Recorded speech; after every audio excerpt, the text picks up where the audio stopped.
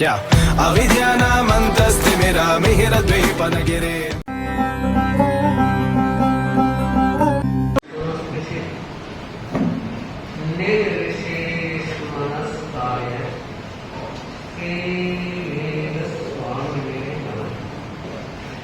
अनंत आस्था के निकेतन भगवान महावीर के चरणों में वंदना। अनंत शक्ति के स्रोत महाप्राण पूज्य गुरुदेव के चरणों में वंदना। कार्यक्रम के मुख्य अतिथि भाई चित्रगढ़, मुख्य वक्ता, सम्मानित मंच, श्रावक श्राविका परिवार। चित्त समाधि शिविर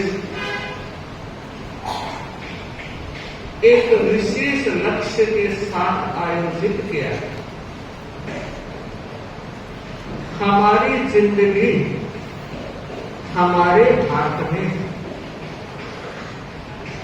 अगर हमने यह सोच लिया कि जिंदगी में सारे लोग सारे रिश्तों के साथ जो जुड़े हुए हैं वो सब बदल जाएंगे तो वह जिंदगी हो जाएगी।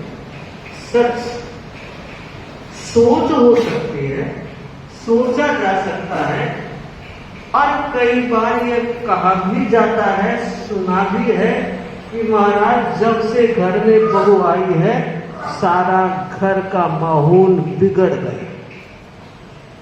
और बहुओं से ऐसे भी सुना है कि महाराज एक सास सुधर जाए तो परिवार संवर जाए।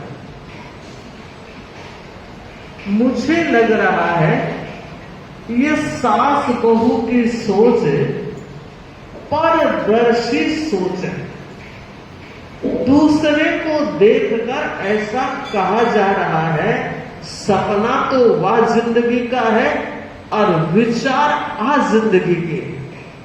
विरोधाभास है। 63 का अंक ही अच्छा लगेगा, बात 36 के अंक की है और चाहत 63 के अंक की। समझ रहे हैं? 36 दोनों दिशाओं में, 63 एक दिशागामी बनता है। जरूरत है हमारे हाथ में किसी को बदलने की चाबी नहीं है। और सच ऐसा कोई जादुई डंडा और छड़ी भी नहीं है कि घुमा दे और वह जिंदगी बन जाए। नहीं, सच्चाई यह है हमें विचार करना होगा उन सारे तथ्यों पर, उन सारे बिंदुओं पर, उन सारे समीकरणों और पहलुओं पर जो हमारी जिंदगी को गतरस बनाने में सहयोग दे रहे। माना एक व्यक्ति का नाम परिवार नहीं है और एक व्यक्ति से परिवार चलता और बनता भी नहीं। सुन, जरूरत है इस संदर्भ में परिवार का हर सदस्य जागरूक बने। अभी सुमन जो अपसंस्कृति की बात कह रही थी,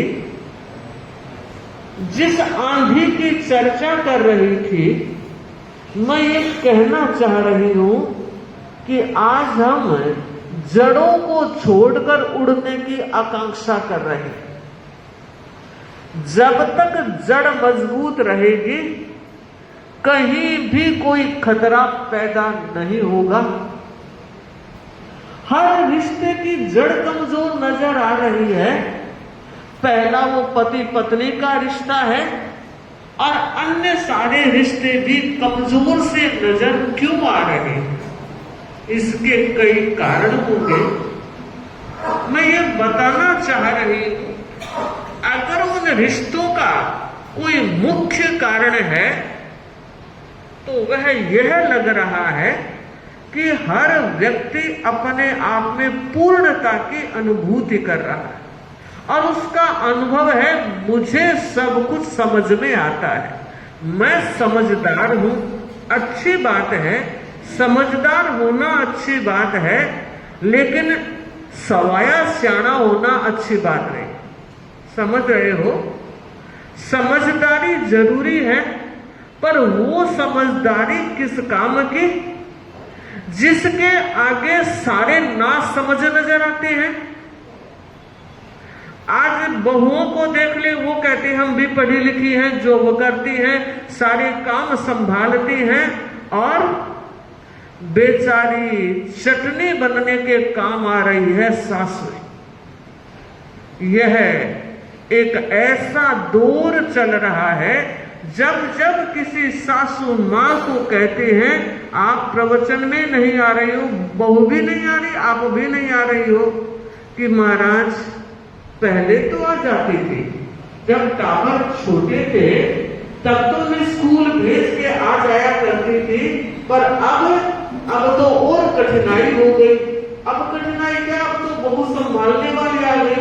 कि महाराज नहीं, बहू रानी तो सोई रहती है, उसके बच्चों को भी तैयार मुझे करना पड़ता है।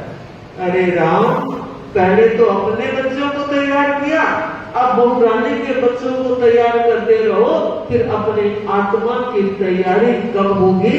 आप बहू को कुछ नहीं कह सकते, नहीं कह सकते, वो जॉब कर।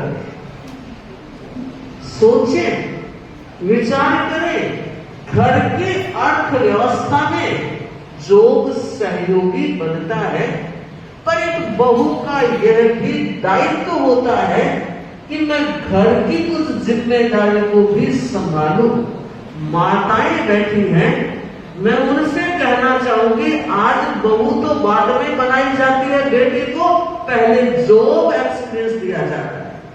बेटियां भी पढ़ने के बाद कहते हैं अभी शादी नहीं, अभी जॉब करना है, और जब वो जॉब की लाइन में चलती है और जब घर आती है, माताएं गिलास लिए खड़ी रहती। अरे हमारी बेटा पर बहुत ठक्कर आई। क्यों?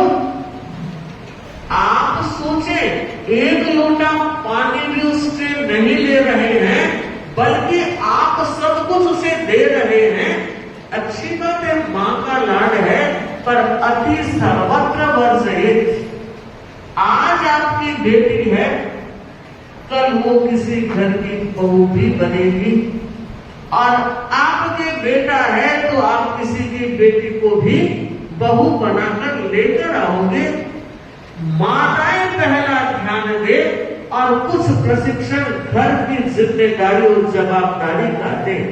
माना बाई मिलती है, रसोईया मिलता है, व्यवस्थाएं मिलती है, मगर आपका मन उस परिवार से नहीं जुड़ा है तो व्यवस्थाएं भी बेकार हो जाएगी, आपको आनंद नहीं दे सकेगी।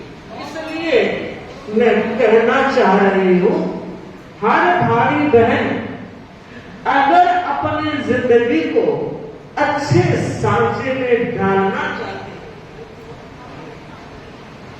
अगर अच्छे सांचे में ढालना है, तो मुझे लगता है उसके लिए घर परिवार में एक सामूहिक संगोष्ठी जरूर होनी चाहिए। सबके लिए टाइम है, सैटरडे संडे छुट्टी भी आती है, तो आप कितने प्लान कर लेते हो, कितनी योजनाएं बना लेते हो।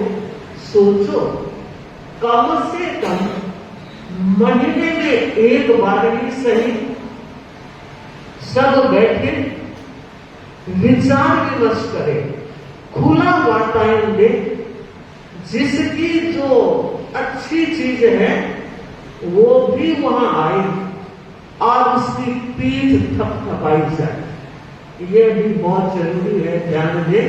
हम माइनस पॉइंट तो बहुत निकाल लेते हैं, लेकिन जहां प्लस की बात आती है वहां मुंह बंद हो जाता है।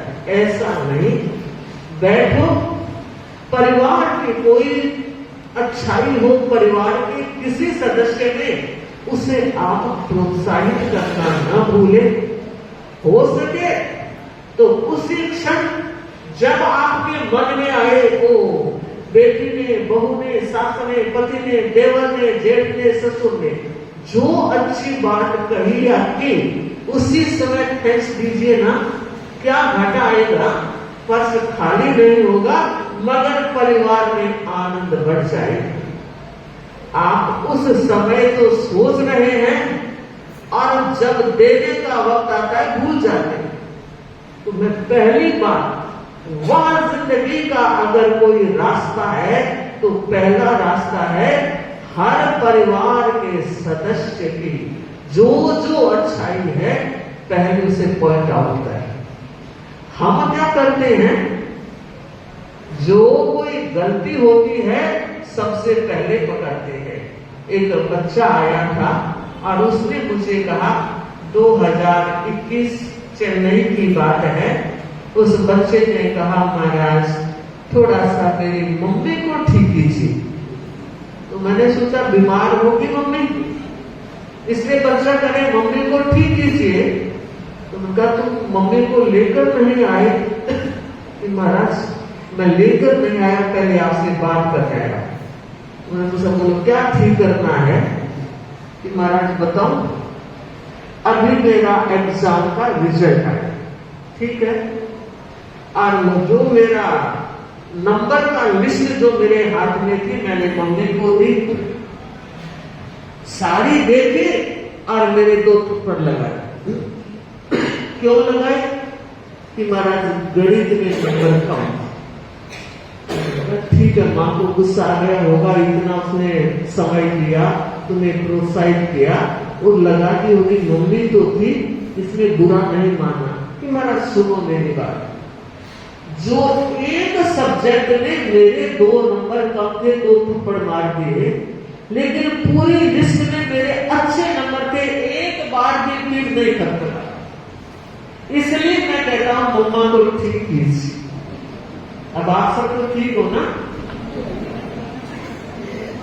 ध्यान दीजिए, पिता से भी ज्यादा ताल्लुकात बच्चे का मां से होता है। वो मां की अंगुली पकड़े पूरे दिन घूमता रहता है।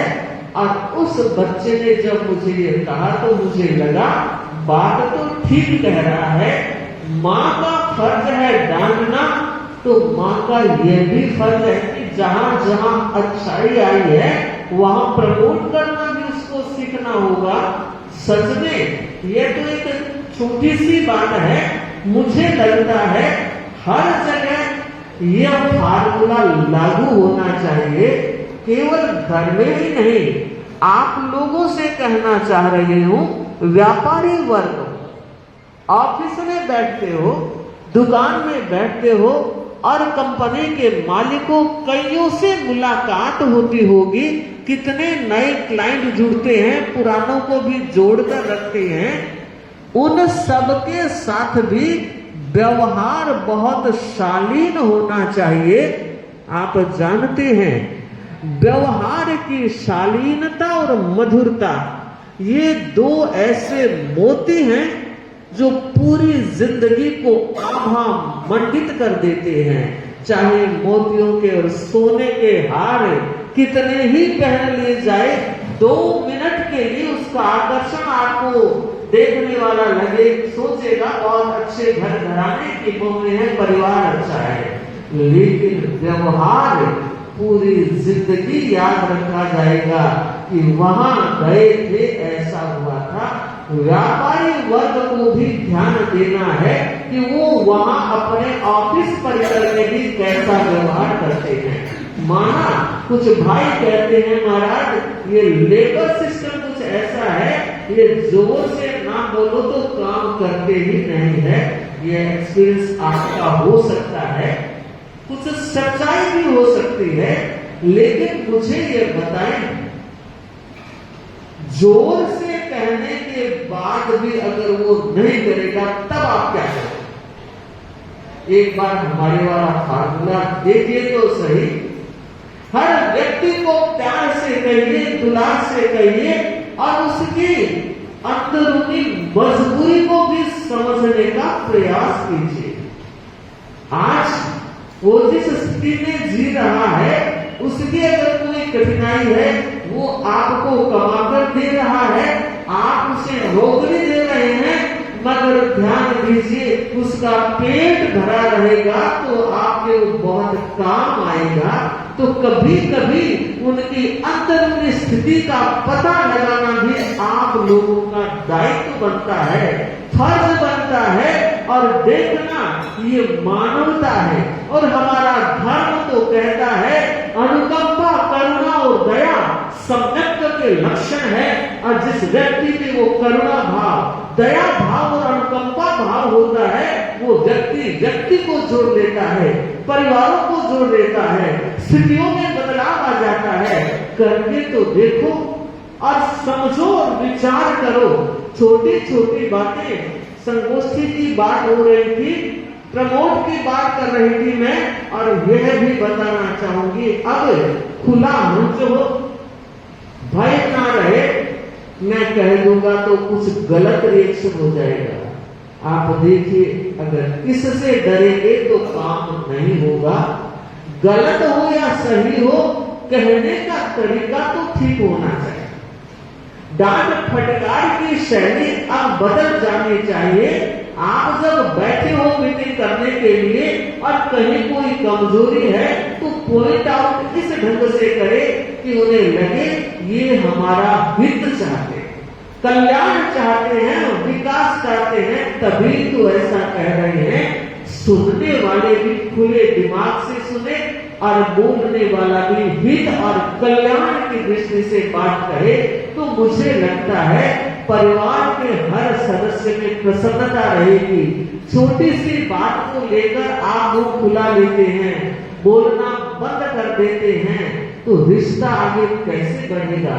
एक पति सब कुछ उसके लिए करता है और कोई छोटी मोटी बात पीहर को लेकर हो जाती होगी, क्या आप मेरे पीहर वाले का ध्यान नहीं रखते, आप मेरे वहां नहीं जाते, आप ऐसा नहीं करते। मैं आप लोगों से कहना चाहूंगी घरवाली को लेकर आए हो, पूरे घर को वो संभाल रही है। आपको पता है जब शादी हुई आप पूरी बारात लेकर गए, दूल्हे को जब घर से विदा किया शादी के लिए तो बारात लेकर गए। और देखिए जब वो लड़की अपने घर को छोड़कर आई शेरनी बनकर के लिए, समझ रहे हो, समझो ना, विचार करो। आप पूरी बारात लेकर आए और वो लड़की अकेली आपके घर में आई। अब तक जहां रह रही थी वो सारे रिश्ते उसने 2 नंबर पर रखे और 1 नंबर रिश्ता आपके घर का बनाया। उसके सामने अगर सिचुएशन है आपकी मां बीमार है और उसकी भी मां बीमार है, वो क्या करेगी? आप क्या पसंद करोगे?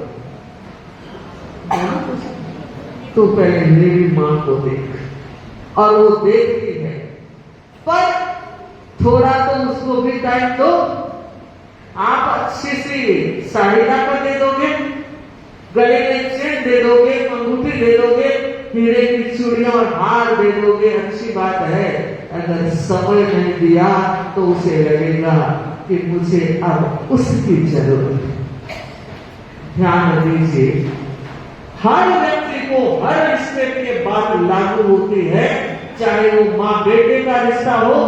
आज बेटे को इतना बड़ा और तैयार करने के बाद आज माँ अगर उस कंडीशन में है कि जहां बेटा पूरे दिन में माँ से 2 बोल भी नहीं बोलता है, फिर भी माँ इंतजार करती है शाम को जब आएगा 2 बात करेगा।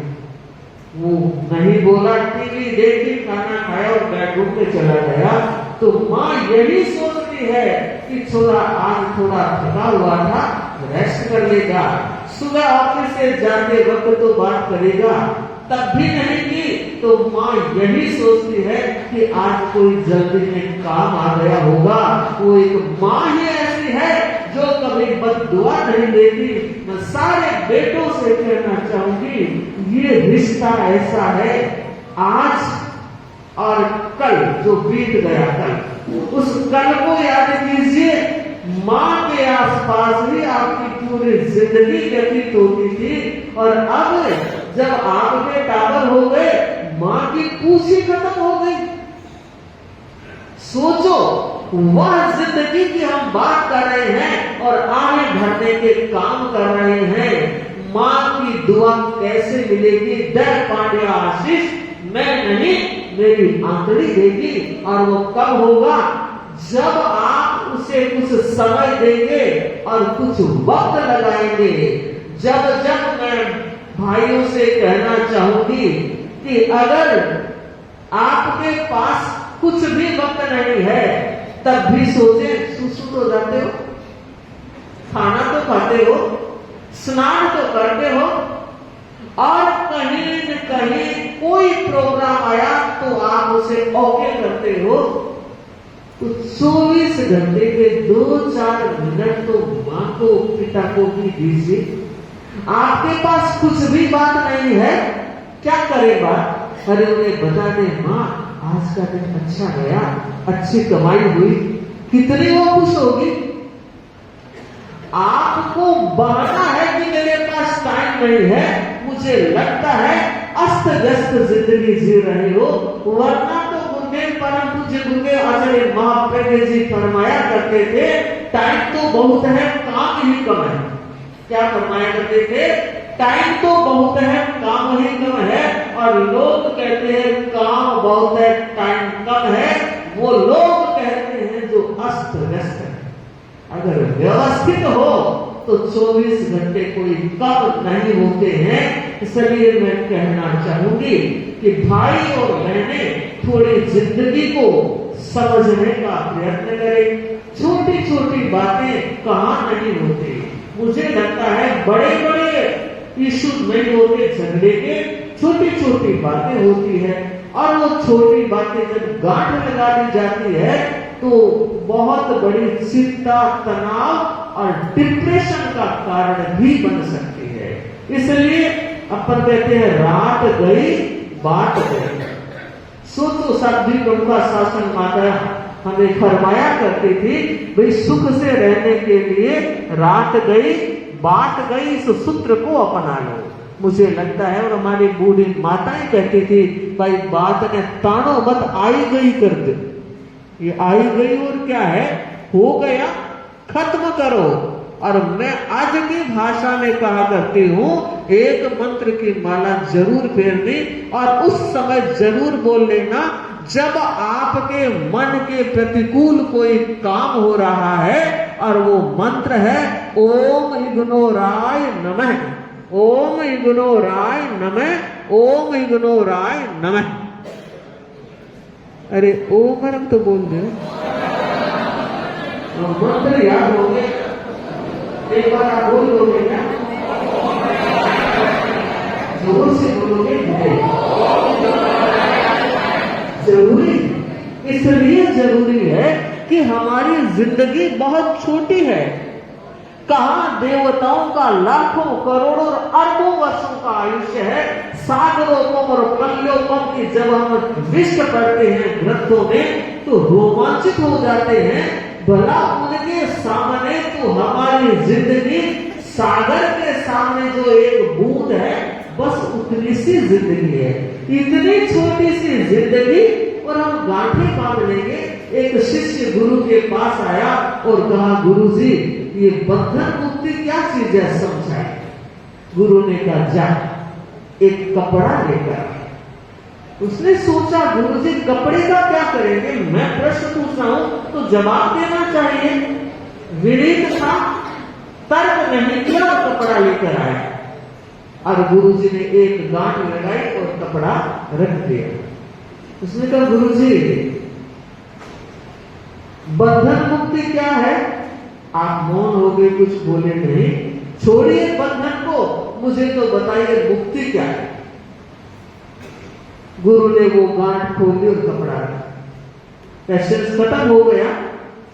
और पूछा, गुरुजी बताइए ना, देर हो रही है। तो गुरु ने तो बता दिया मैंने तो। मैं नहीं समझा गुरुजी। तब गुरु ने बताया, छोटी छोटी बातों को दिल पे लगा लेना, गांठ लगा लेना, ये बंधन है। और गांठ को खोल देना, ये मुक्ति है। आप समझ गए? पता नहीं रिश्तों की दुनिया के इस सफर में कितनी गांठें बंधी हुई होगी। और अब ग्रंथि विमोचन का पर्व भी आ रहा है, उससे पहले तैयारी कर लो। हमें गांठों को बांधना ही नहीं है पहली बार, मगर वीतराग नहीं। अगर वीतराग हो जाएंगे तो सारा काम भी समाप्त हो जाएगा, हम बंधन से परे हो जाएंगे। पर बंधनों के बीच रह रहे हैं, गांठें बंध जाती है, गलती हो जाती है, पर जरूरत है उन गलतियों का सुधार कर ले, उन बंधनों की गांठों को खोल ले। वह जिंदगी होते कोई देर नहीं लगेगी। और